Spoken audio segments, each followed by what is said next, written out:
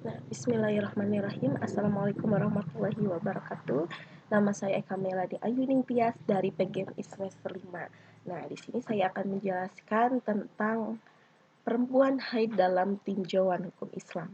Nah, untuk haid sendiri secara bahasa adalah mengalirnya sesuatu.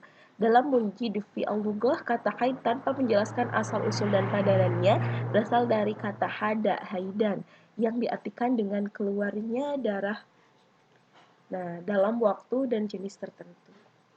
Nah, untuk berbeda dengan pernyataan di atas, menurut Al-Lihyani dan Ibnu Sukaib dalam lisan Al-Arad, kata hada dan hasya mempunyai arti yang sama, yaitu mengalir dan menempel. Sedangkan menurut Abu Sa'id, kata hada mempunyai arti yang sama dengan jada. Nah, secara sara, haid adalah darah yang keluar dari rahim perempuan dalam keadaan sehat dan tidak melahirkan atau sakit pada waktu tertentu. Nah, dalam Al-Quran, lafadz haid disebutkan 4 kali dalam 2 ayat.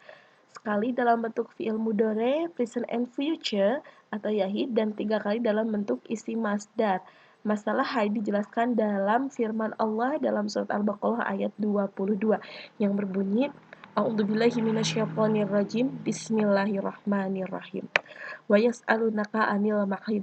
Qul huwa adza fa'tirlu al-insana fil mahid wala taqrabuhunna hatta yudharu fa idza tatahharna fatuhunna min haitsu amarakumullah innallaha yuhibbut tawwabina wa yuhibbul mutatahhirin.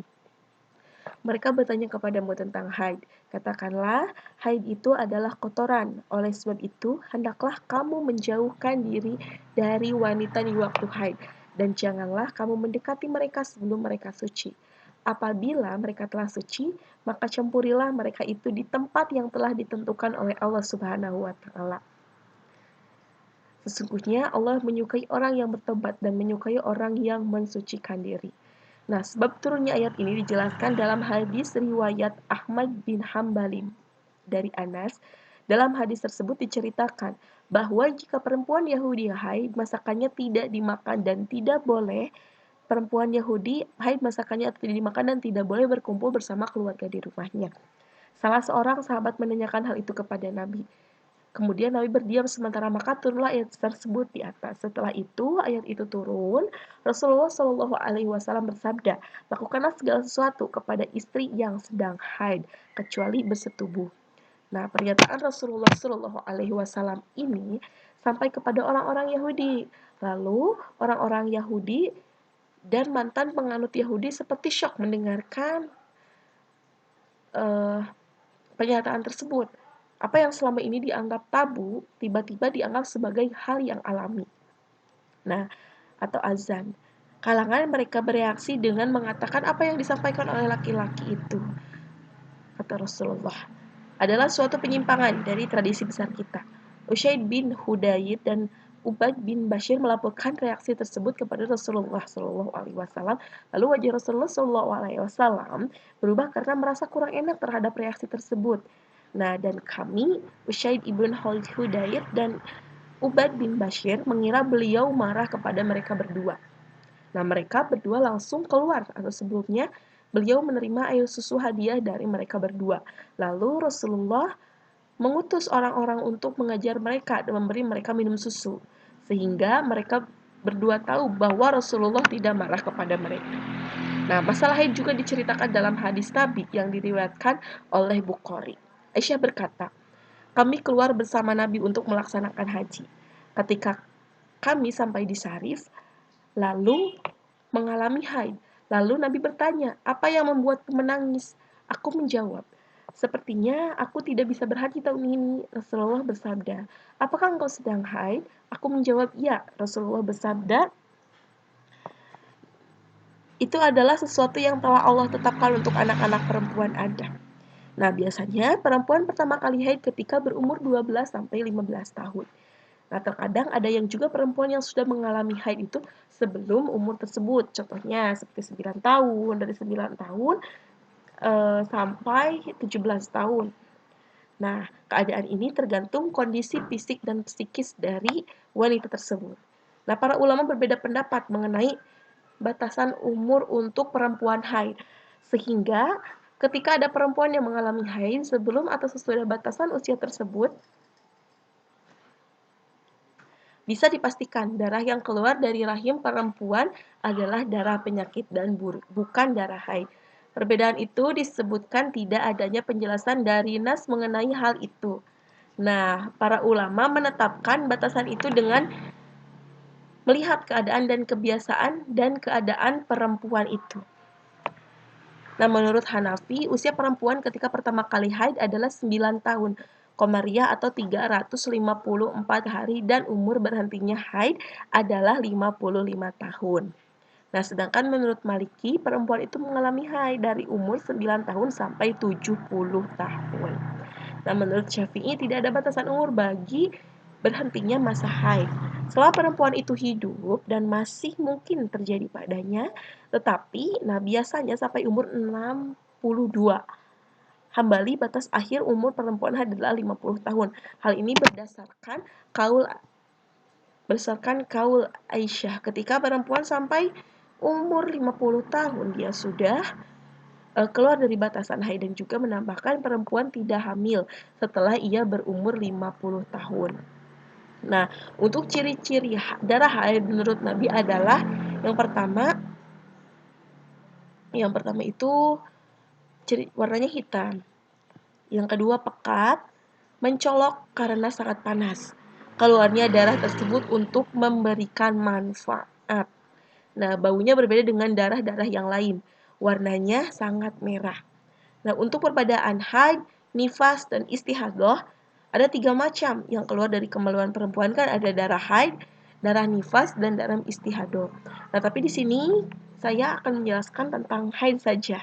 Nah, untuk haid adalah darah yang keluar dari rahim perempuan dalam keadaan sehat dan tidak karena melahirkan atau sakit terjadi pada waktu tertentu.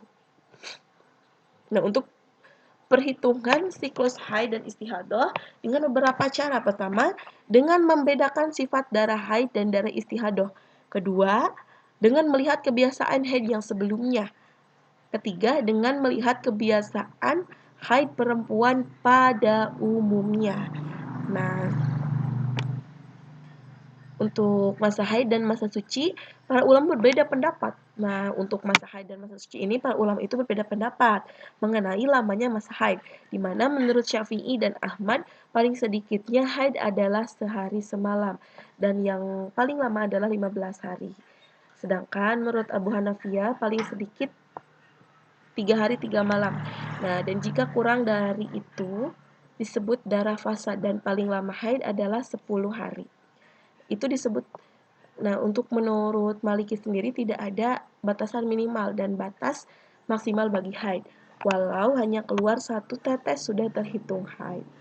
Nah, sedangkan setidaknya masa suci di antara haid menurut jumhur ulama adalah 15 hari.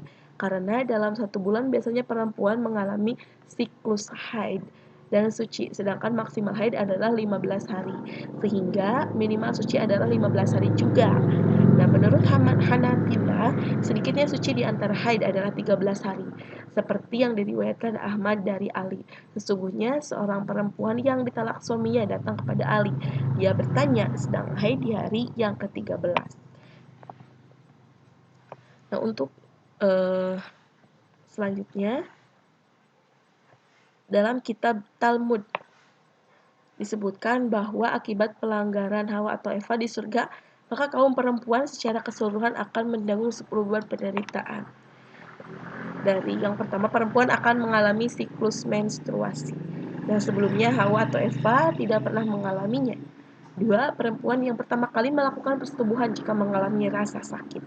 Nah, perempuan yang mengalami penderitaan dalam mengasuh dan memelihara anak-anaknya. Anak-anak membutuhkan perawatan, pakaian, kebersihan, dan pengasuhan sampai dewasa. Ibu merasa risih manakala pertumbuhan anak-anaknya tidak seperti yang diharapkan. Nah, untuk hukum perempuan haid dan larangan bagi perempuan haid sendiri, yang pertama, hukum perempuan haid dalam tradisi fikih terdapat 5 hukum yang berkaitan dengan perempuan haid, sebagaimana yang dirumuskan oleh para ahli fikih, yakni perempuan yang haid wajib mandi setelah selesai masa haidnya. Nah, haid sebagai pertanda balik. Penentuan kosongnya rahim seseorang perempuan pada masa idah dengan haid, sebab pada dasarnya hikmah adalah idah adalah untuk mengetahui kosongnya rahim. Perhitungan mulainya masa idah dengan haid menurut mazhab Hanafi dan Hambali karena mereka memaknai lafaz islasata kuru dengan haid. Nah, idahnya perempuan yang tidak hamil otomatis selesai dengan selesainya haid. Yang ketiga, dan haid terjadi ketika talak tidak terhitung. Nah, yang selanjutnya, ditetapkan kafarah atau hukum karena melakukan jima pada masa haid. Nah, larangan-larangan bagi perempuan haid, sholat, sujud tilawah, menyentuh mushaf, masuk masjid, tawaf, itikaf, membaca Al-Quran, dan talak. Nah, untuk selanjutnya, itu bagaimana sih cara bersuci dari hadas besar atau haid sendiri. Nah, untuk bersuci hadas besar atau haid sendiri, yang pertama itu membaca niat. Membasuh kedua telapak tangan, terus berwudu. Nah, setelah berwudu itu kita melakukan keramas seperti biasanya, dan juga setelah itu kita wudu kembali untuk memaksimalkan bahwa kita itu telah benar-benar suci seperti itu, dan kita telah bisa untuk melaksanakan sholat. Terima kasih.